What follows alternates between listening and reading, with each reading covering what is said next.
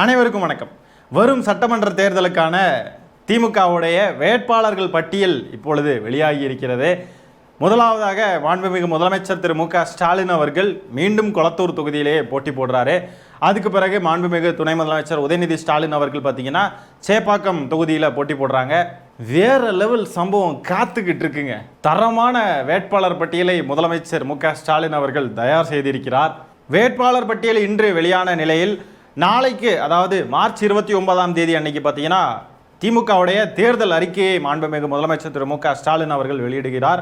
மாலை 5 மணிக்கு திமுகவுடைய தேர்தல் அறிக்கை வெளியே வரும். நாளைக்கு தேர்தல் அறிக்கையில் என்னெல்லாம் இருக்கு, முதலமைச்சர் மு.க. ஸ்டாலின் அவர்கள் என்னென்ன வாக்குறுதிகளை கொடுக்குறாங்க அப்படின்றத நம்ம தெளிவாக அலசி ஆராய்ச்சி பேசுவோம் நாளைக்குள்ள காணொலியில். திமுகவில் ரொம்ப முக்கியமான முகங்கள் எங்கெங்கே போட்டி போடுறாங்கன்றதை ஃபஸ்ட்டு தெரிஞ்சுக்கலாம். அமைச்சர் டிஆர்பி ராஜா அவர்கள் பார்த்தீங்கன்னா மன்னார்குடியில் போட்டி போடுறாங்க. தங்கம் தென்னரசு அவர்கள் திருசுழி, மா சுப்பிரமணியன் அவர்கள் சைதாப்பேட்டையில், ஏவாவேலு அவர்கள் திருவண்ணாமலையில், கே நேரு அவர்கள் திருச்சி மேற்கு, சேகர்பாபு அவர்கள் துறைமுகம் தொகுதியில், பிடிஆர் அவர்கள் மதுரை மத்தியில் போட்டியிடுறாங்க. அன்பில் மகேஷ் அவர்கள் திருவெரும்பூர் தொகுதியில் போட்டி போடுறாங்க. சிவசங்கர் அவர்கள் போக்குவரத்து துறை அமைச்சராக இருந்த சிவசங்கர் அவர்கள் குன்னம் தொகுதியில் போட்டி போடுறாங்க. சக்கரவாணி அவர்கள் ஒட்டன்சத்திரம் தொகுதியில், கீதா ஜீவன் அவர்கள் தூத்துக்குடியில், அனிதா ராதாகிருஷ்ணன் அவர்கள் திருச்செந்தூர் தொகுதியில் போட்டி போடுறாங்க. மூர்த்தி அவர்கள் மதுரை கிழக்கு தொகுதியில் போட்டி போடுறாங்க. பெரியசாமி அவர்கள் ஆத்தூர் தொகுதியிலையும், எம்ஆர்கே பன்னீர்செல்வம் அவர்கள் குறிஞ்சிப்பாடி தொகுதியிலையும், நாசர் அவர்கள் ஆவடி தொகுதியிலையும், செந்தில் பாலாஜி அவர்கள் கோவை தெற்கு தொகுதியிலையும் போட்டி போடுறாங்க. திமுகவுடைய ரொம்ப முக்கியமாக அறியப்பட்ட முகங்கள் இந்த தொகுதிகளில் போட்டியிடுறாங்க.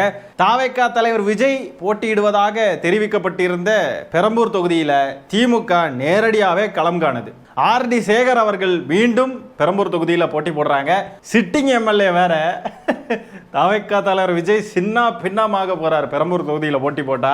2019 இடைத்தேர்தலில் 38,000 வாக்கு வித்தியாசத்தில் வெற்றி பெற்றிருந்தார். அது மாதிரி 2021 சட்டமன்ற தேர்தலில் 50,000 வாக்கு வித்தியாசத்தில், எப்படி 50,000 வாக்கு வித்தியாசத்தில் மிகப்பெரிய வெற்றியை அடைந்தவர். பெரம்பூர் தொகுதியில் எப்பேற்பட்ட கொம்பாதி கொம்பன் வந்து நின்றாலும் ஆர்டி சேகர் அவர்களை வீழ்த்தவே முடியாது. வீழ்த்துறது என்ன, தொட்டு கூட பார்க்க முடியாது. இந்த வேட்பாளர் பட்டியலில் மாண்புமிகு முதலமைச்சர் திரு மு.க. ஸ்டாலின் அவருடைய தொகுதியும் அவருடைய பேரும் பார்த்தீங்கன்னா கடைசியாக இருக்கு. அதே நீங்கள் அதிமுகவுடைய வேட்பாளர் பட்டியலை எடுத்து பார்த்தீங்கன்னு வைங்களேன், எடப்பாடி பழனிசாமி அவர்கள் போட்டியிடும் தொகுதியும் அவருடைய பேரும் தான் முதல்ல இருக்கும். கடைசியாக தன்னுடைய பெயரை வைக்கணும்னு சொல்லிட்டு அவர் முடிவு பண்ணி வச்சிருக்காரு பாருங்க. இதுதான் ஒரு தலைவருக்கான ஒரு பண்பு. இதெல்லாம் போற்ற வேண்டிய ஒரு விஷயம், போற்றுதலுக்குரிய ஒரு விஷயம். இந்த வேட்பாளர் பட்டியலில் 60க்கும் மேற்பட்ட புது முகங்களுக்கு வாய்ப்பளித்திருக்கிறது திமுக. திமுகவுடைய ஒன்றிய செயலாளர்களாக இருந்தவங்க மற்றும் களப்பணியாளர்கள் நிறைய பேருக்கு வந்து வாய்ப்பு கொடுத்துருக்காங்க. கல்வி தகுதின்னு பார்க்குறப்போ திமுக கூட்டணியில் போட்டி போடுறவங்களில் முனைவர் பட்டதாரிகள் 7 பேர், பெண்கள் 18 பேர், சட்டம் படித்தவர்கள் 29 பேர், மருத்துவர்கள் 15 பேர், பட்டம் பெற்றவர்கள் 125 பேர், மொத்தம் 164 இடங்கள்ல திமுக நேரடியாக போட்டியிடுகிறது. உதயசூரியன் சின்னத்தில் 11 தொகுதிகளில் கூட்டணி கட்சிகள் போட்டியிடுறாங்க. ஆக மொத்தம் 175 தொகுதிகளில் உதயசூரியன் சின்னமும் 59 தொகுதிகளில் கூட்டணி கட்சிகளின் சின்னமும் போட்டியிடுகிறது. திமுக போட்டியிடக்கூடிய 164 தொகுதிகளில் குறைந்தபட்சம் 155 தொகுதியாவது திமுக வென்றெடுக்கும் அப்படின்னு சொல்லி நான் நம்புறேன். நீங்க என்ன நினைக்கிறீங்கன்றத கமெண்ட்ஸ்ல பதிவு பண்ணுங்க, நான் தெரிஞ்சுக்கிறேன். இதுல முக்கியமான ஒரு வேட்பாளர் இருக்காங்க. இருக்கிறதுலே ஒரு இளம் வேட்பாளருக்கு திமுக வாய்ப்பளித்திருக்கிறது. 26 வயதான மருத்துவர் கோகிலாமணின்றவங்க அவினாசி தொகுதியில் போட்டியிடுறாங்க. இவங்க தான் இருக்கிறதுலே திமுகவில் இளம் வேட்பாளர். சகோதரிக்கு நம் சார்பாக வாழ்த்துக்களை தெரிவித்துக் கொள்ளலாம். அவினாசி தொகுதியில் யார் போட்டியிடுவாங்கன்றது உங்களுக்கு நல்லாவே தெரியும். அன்பிட் முருகன் தான். ஒன்றிய அமைச்சராக இருக்கும் அவரை இந்த கோகிலாமணின்ற பெண்மணி, 26 வயதான பெண்மணி வீழ்த்தி காட்டுவாங்க. இந்த பெண்ணுடைய வெற்றின்றது இந்தியா முழுக்க கேட்கப்பட வேண்டும். ஏன்னா பாஜகவுடைய ஒன்றிய அமைச்சரை ஒரு 26 வயசு இளம் பெண் அவங்க தோக்கடிச்சாங்க அப்படின்ற செய்தி இந்தியா முழுக்க அது வந்து கேட்கணும். கண்டிப்பாக இந்த பெண்மணியை அந்த தொகுதி மக்கள் வெற்றி பெற வைக்க வேண்டும். அடுத்தது ஒரு குட்டி செய்தியை பார்த்து இந்த காணொலியை முடிச்சிடலாம். விஜய் பத்தின செய்தி தான்.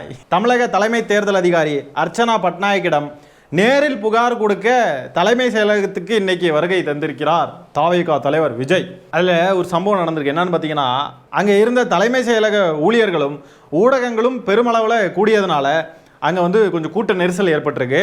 அந்த இடத்துல பணியில் இருந்த காவல் உதவி ஆய்வாளருக்கு கை முறிவு ஏற்பட்டிருக்குங்க. சிகிச்சைக்காக உடனடியாக ஆம்புலன்ஸில் மருத்துவமனைக்கு அழைத்து செல்லப்பட்டிருக்கிறார் அவர். போகிற இடமெல்லாம் ஏதாவது ஒரு அசம்பாவிதம், என்னத்துக்கு தானே தெரில, என்னதான் இந்த ஆள் என்னதான் ஏதோ தெரில. அதாவது மூடிக்கிட்டு வீட்டில் இருக்க முடியாது, இவ்வளோ நாள் வீட்டில் தானே இருந்தார், இப்போ எதுக்கு வெளியே வராரு? என்னடா நீங்கள் வெளியே வந்தால் ஏன் வெளியே வராருன்னு கேட்குறீங்க, வீட்டில் இருந்தால் ஏன் வீட்டில் இருக்காருன்னு கேட்குறீங்க. அப்போ என்னதான்டா பண்ணுறதுன்னா போய் பிச்சை எடு, போய் ரோட்டில் போய் பிச்சை எடு போ. இல்லை வீட்டிலேயே தானே இருக்கார், இவருடைய தங்கும் இடம் வந்து பனையூர் பங்களா தானே. இன்னைக்கு வந்து மார்ச் 28, இன்னைக்கு பெரம்பூர் தொகுதி அங்கே இங்கேன்னு சென்னைக்குள்ள 5 இடத்துக்கு போக போகிறேன்னு சொல்லிக்கிட்டு இருந்தார். இன்னைக்கு வந்து எப்படியாவது நம்ம உயிர் பலி எடுத்துருக்கணும், ஒரு 4 பணம் விழுந்திருக்காதான்னு எதிர்பார்த்துக்கிட்டு இருந்தவருக்கு வீட்டில் சும்மா இருக்க முடியல, கை காலெலாம் நம்மனு வந்துருக்கு. அதனால் எதையாவது ஒன்று செய்யணுமே, யாருக்காவது ஏதாவது அடிபடணுமே அப்படின்ட்டு கிளம்பி தலைமை செயலகத்துக்கு வந்திருக்காரு. வந்த இடத்துல ஒரு காவலருக்கு கைமுறிவு ஏற்பட்டு விட்டது. சனியை வந்து ஆசைப்பட்டது, சனியை எதுக்கு வந்து ஏங்கி தவிச்சதோ அதில் ஒரு சின்ன பார்ட் நடந்துருச்சு. இருந்தாலும் சாட்டிஸ்ஃபைடாக இருக்காது சனியனுக்கு. 4 பணம் விழுகணும், வெளியே வந்து 4 பேரை கொண்டு தள்ளணும், அப்போ தான் சனியனுக்கு கொஞ்சம் வந்து நிம்மதியாக இருக்கும். வெளியே வந்தாலே சக உயிர்களுக்கு ஏதாவது ஒரு பாதிப்பு. என்னைக்காவது சும்மா வந்துட்டு போயிருக்கா, ஏதாவது ஒரு பிரச்சனை இல்லாமல் ஒழுங்காக போயிருக்கா என்னைக்காவது? எப்போ பேர் ஏதாவது ஒன்று.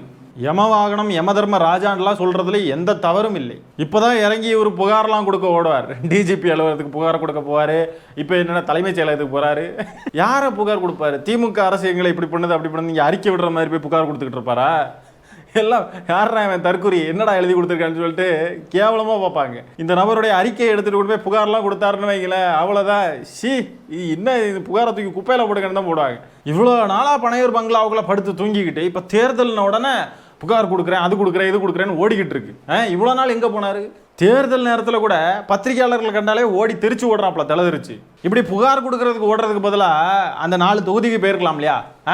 தேர்தல் வேலைகள் முக்கியமா, இப்போ புகார் கொடுக்கறது முக்கியமா? எப்படியாவது மக்கள் கிட்ட போய் மைக்கை பிடிச்சி பேச, இந்த பேப்பர் இல்லாமலாம் பேசணும். தொகுதிக்குள்ளே போய் நின்று பேசினாக்க, வாக்கு கேட்டு போனாக்க பேப்பர் பார்த்தெல்லாம் பேசிக்கிட்டு இருக்க முடியாது. அதனால் எப்படியாவது கட்டடிச்சிடணும். அதுக்காக இந்த நபர் வந்து இப்படிலாம் சுற்றிக்கிட்டு இருக்காப்புல. என்னை ஒடுக்கிட்டாங்க, என்னை மிதிச்சிட்டாங்க, நசுக்கிட்டாங்கன்னு சொல்லிட்டு இவர் வந்து இப்படி சுற்றிக்கிட்டு இருக்காப்புல. பெரம்பூரில் ரோட்டில் எந்த வேலையும் நடக்கல, எல்லா வேலையும் முடிஞ்சிருச்சு. ஆனால் எப்போவோ எடுத்த வீடியோவை இப்போ போட்டு நாங்கள் தேர்தல் பிரச்சாரத்துக்கு வர்றோன்றதுனால இப்போ பார்த்து குழியெல்லாம் தோண்டி வச்சிருக்காங்கன்னு சொல்லிட்டு சொல்கிறாப்புல. ஆமாம், இல்லைன்னா மட்டும் அப்படியே வந்து அறுத்து கிழிச்சிருவார், அப்படியே அரசியல் அப்படியே அவிச்சு தள்ளிடுவார். ஸ்கிரிப்ட் இல்லாமல் பேச முடியாது இந்த நபருக்கு. வேணா பாருங்க, எப்படியும் வந்து தானே ஆகணும். தேர்தலுக்கு முன்னாடி வந்து பேசி தானே ஆகணும். வர்றப்ப பாருங்க A4 சீட்டோட வருவார். அது இல்லாமல் பேசுறது ரொம்ப கஷ்டம். அப்படியே பேசினார்னு வைங்களேன், அந்த பேச்சு ஒரு 5 நிமிஷமோ 10 நிமிஷத்துக்கோ இருக்கும். அதுவும் எப்படி நினைக்கிறீங்க? தீய சக்தி திமுக, உங்க ஓட்டு சொல்லுங்க எல்லாரும், விசில் சின்னத்திற்கு பிகிலுமான்னு பாட்டு பாடிக்கிட்டு போயிடுவார். அவ்வளோதான். யமதர்ம ராஜா அந்த வாகனத்தில் வந்து அதுலேயும் ஏதாவது அசம்பாதங்கள் நடக்கும் பாருங்க. ஆகவே திமுகவுடைய வேட்பாளர் பட்டியலை பற்றி நீங்கள் என்ன நினைக்கிறீங்கன்றதை கமெண்ட்ஸில் பதிவு பண்ணுங்க. நாளைக்கு திமுகவுடைய தேர்தல் வாக்குறுதிகள் வருது. நான் ரொம்ப ஆர்வமாக இருக்கேன், என்னென்ன வாக்குறுதிகள் சொல்ல போகிறாங்க அப்படின்றதுல நான் ரொம்ப ஆர்வமாக இருக்கேன். உங்களுடைய கருத்துக்கள் என்னன்றதை கமெண்ட்ஸில் பதிவு பண்ணுங்க. இந்த காணொலியை நான் இத்துடன் நிறைவு செய்து கொள்கிறேன். நன்றி, வணக்கம்.